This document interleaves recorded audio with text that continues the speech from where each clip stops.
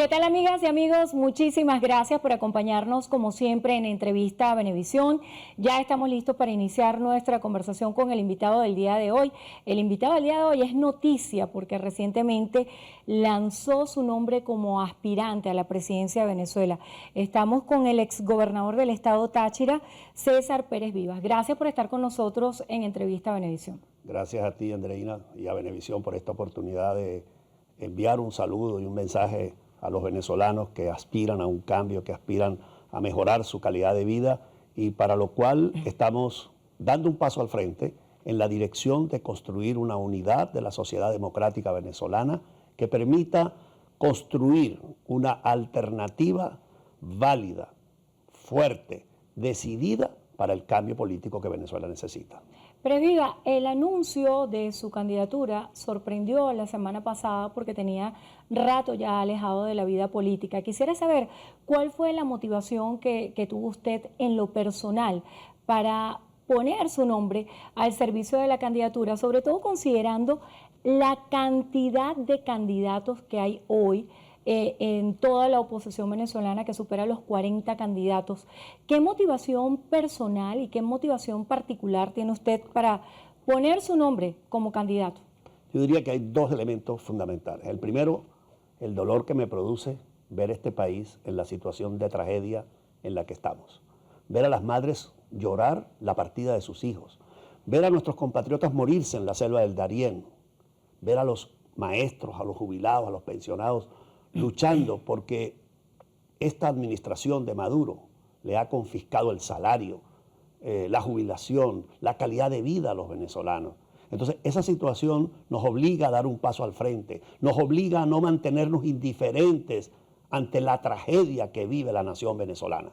Y en segundo lugar, porque cuando observo toda la crisis que tiene la sociedad democrática, la diversidad o la dispersión de la oposición política venezolana, y observo que existen toda esta cantidad de personas que con derecho presentan su nombre, nosotros los que hemos tenido ya una vida de experiencia, de conocimiento, también tenemos la obligación de ofrecer ese conocimiento, esa experiencia al servicio del país para integrar y para unir a la nación. Por eso yo estoy planteando la concertación ciudadana.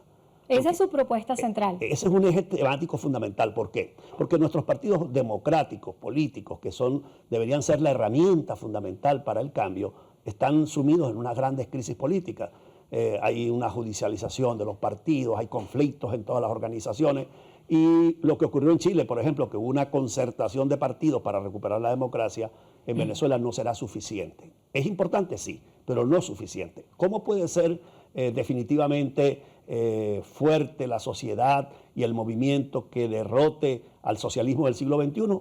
A través de una concertación ciudadana, que usted, amigo mío que me está viendo, más allá de cualquier adscripción política, religiosa, más allá de su situación de haber estado o no con la revolución en el pasado y hoy en día estar decepcionado de ella, es un ciudadano. Y yo apelo a los ciudadanos de Venezuela, cualquiera que sea su identidad política, pero que están deseosos de un cambio, a que nos acordemos para poder armar esta alternativa democrática a través de un proceso de consulta ciudadana que se efectúe el próximo año, donde las propuestas, los proyectos del modelo de sociedad y de Estado que queremos construir se compaginen con un liderazgo maduro, confiable, honesto, que Venezuela pueda seleccionar a través del voto ciudadano. Pérez Vivas, hay varios temas interesantes. La designación de una candidatura unitaria. Hay abierto un debate en la oposición venezolana acerca de cómo debería ser este proceso. Se habla de una segunda vuelta, se habla de elección de candidatos por consenso. ¿Cuál piensa usted debería ser la vía y con qué bloque de la oposición venezolana se identifica usted, comprendiendo que está la plataforma unitaria, la Alianza Democrática? ¿Cómo vislumbra ese panorama en esa ruta de aquí al 2024? En primer lugar, podríamos afirmar que desde el punto de vista, digamos, de lo deseable, de lo ideal, sería un gran consenso, un gran acuerdo de todos los actores de la sociedad venezolana. Pero aprecio que eso no será posible, primero por la dispersión política que existe y en segundo lugar porque la mano del gobierno está aquí presente y de alguna manera el gobierno va a incidir y va a mover algunas piezas con el objetivo de confundir y de favorecer esa atomización. Entonces, como el consenso, que es una propuesta ética y políticamente viable, no es posible. O sea, usted cuando hace referencia al consenso trata de evocar, si revisamos la historia, a lo que fue el chiripero con Rafael Caldera. No, el consenso puede ser una figura como la que ocurrió, por ejemplo, en Chile, cuando se designó a Patricio Aylwin candidato para la transición después de Pinochet, o lo que pasó en la Alemania de la posguerra, por ejemplo. Ese fenómeno no lo estoy apreciando en Venezuela en este momento. Entonces, la única manera de construir una candidatura unitaria es que los ciudadanos la seleccionen con el voto. Y fíjate que estoy usando la palabra candidatura unitaria y no candidatura única. Candidatura única no vamos a tener, porque el gobierno de Nicolás Maduro va a entrar a jugar y va a conseguir a ciertas personas, actores, que ya los veremos en su momento, cuáles se van a ofrecer para tratar de dividir y de confundir a la ciudadanía. Pero el candidato unitario sí va a ser posible, porque lo van a escoger los ciudadanos. Y de allí entonces la necesidad de que todos los actores de la sociedad democrática, llámese plataforma, llámese libres o independientes, llámese alianza democrática, como se quiera llamar cada grupo o sector, en la medida en que concurramos todos a una consulta ciudadana y democrática, podremos tener un candidato unitario que se convierta en la esperanza, en la alternativa para cambiar este modelo fracasado del socialismo del siglo XXI, para darle entrada a un modelo auténticamente moderno, democrático, que respete los derechos humanos, que genere descentralización, separación de poderes y también que cambie el modelo económico, porque la economía que se ha puesto en marcha durante estos últimos 20 años ha sido una economía donde el Estado es dueño de los medios de producción, donde el Estado es dueño de las empresas, y esas empresas han sido saqueadas, han sido destruidas por los burócratas que han sido designados, y eso ha traído como consecuencia hambre, miseria, hasta el punto de que hoy nuestros educadores, nuestros enfermeros, nuestros funcionarios públicos, nuestros trabajadores están en las calles exigiendo un salario digno, porque lo que les paga Maduro es una miseria, es hambre y desolación. ¿Qué organización política lo respalda hoy? Y le hago esta pregunta en función a lo que es aprender de la historia. Si vemos lo que ha sucedido en este último tiempo y lo que reflejan los estudios de opinión, hay una desconexión entre los líderes políticos y los ciudadanos. ¿Cómo establecer esa conexión y qué organización política lo respalda usted hoy como candidato? Andreina, fíjate que me estás hablando de lo fundamental que son los ciudadanos. Mi candidatura al día de hoy tiene un soporte ciudadano. Aún todavía ningún partido ha dicho me va a apoyar. Ojalá y me apoyen todos los partidos.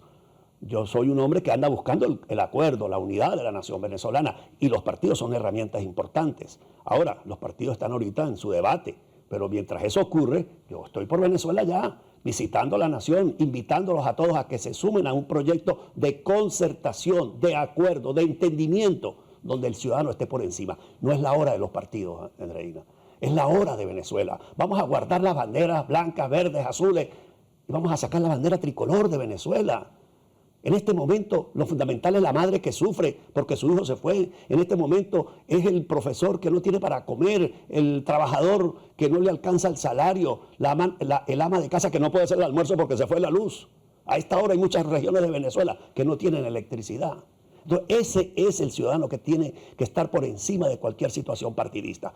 Yo quiero ser candidato de todos, de los independientes, de los copellanos, escuela de la cual yo provengo, como todo el mundo lo sabe, de los adecos, de los independientes, de los chavistas disidentes, de los venezolanos que quieren un cambio. A todos ellos ofrezco mi servicio, mi modesta experiencia, mi espíritu venezolanista, para que unidos todos recuperemos a esta patria nuestra. Pérez Viva, hemos escuchado aquí en ese mismo lugar donde usted está sentado a distintos voceros de la oposición venezolana que hablan de la necesidad de hacer un mea culpa, de hacer como una autocrítica de lo que ha planteado la oposición venezolana en este tiempo al país. ¿Cuál piensa usted es la principal crítica que se debe hacer la oposición venezolana para plantear una propuesta desde un punto de vista de solvencia moral? Bueno, es muy bueno que tú hayas interpelado en esta silla a diversos actores políticos que puedan reconocer los errores en que se ha incurrido en los últimos años. Como usted bien lo señalaba al comienzo de esta entrevista, yo tengo ya más de 14 años fuera de la dirección política. Yo dejé de ser secretario general nacional de mi partido en el año 2006. fui gobernador del Táchira del 2008 al 2012. Entonces me inhabilitaron por 7 años y no estuve en ningún cargo, ni he estado en la dirección de la oposición. He ofrecido mi concurso, mis orientaciones. Sin embargo, debo reconocer que mis opiniones no son oídas por los señores que han estado en la dirección política en estos años. Han hecho todo lo contrario a lo que le hemos recomendado a algunos actores políticos, y creo que ha llegado la hora de rectificar ese camino de desunión, de pugnacidad, donde un partido pretende prevalecer sobre el otro. Yo le decía a algunos amigos, pero ¿qué sentido tiene que el partido A se pelee con el B y el B con el C para ver cuál es más fuerte y se viven quitando los dirigentes unos con los otros?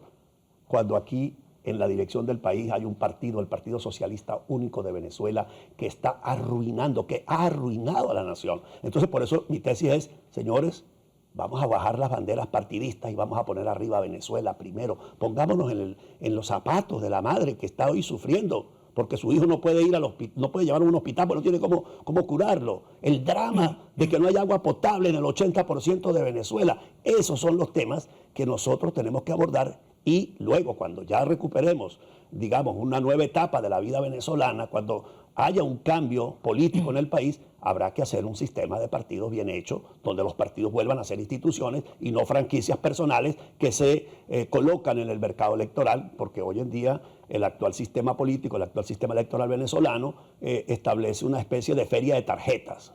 Yo cuando iba a votar veía 100 tarjetas. Entonces la gente no sabía por dónde votar y votaba ahí nerviosamente, porque todo el sistema está hecho precisamente para entubar la votación en favor del actual gobierno, y eso hay que cambiarlo.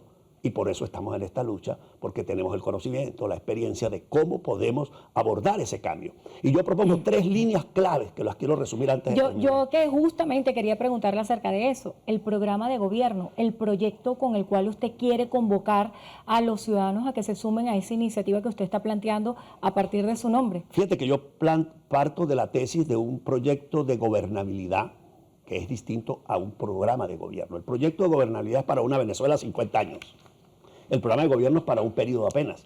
Entonces nosotros tenemos que hacer un cambio para poder lograr un Estado verdadera y auténticamente democrático y descentralizado. La Constitución habla del Estado federal, pero hoy en día ni la nómina la pagan en ninguna alcaldía de Venezuela, todo lo pagan por Caracas, todo está centralizado en Caracas. Y usted va por cualquier rincón de Venezuela, las carreteras son un desastre, los alcaldes no tienen dinero, los gobernadores no tienen ninguna capacidad. Entonces hay que ir de un Estado centralista, de un Estado que no tiene separación de poderes, de un Estado que no respeta los derechos humanos, a un Estado democrático, donde haya separación de poderes, donde las regiones tengan atribuciones suficientes y recursos suficientes, donde se respeten los derechos humanos, donde la ley sea la que verdaderamente rija la vida social. Eso en el tema del Estado. Pero el otro gran tema es cambio de economía.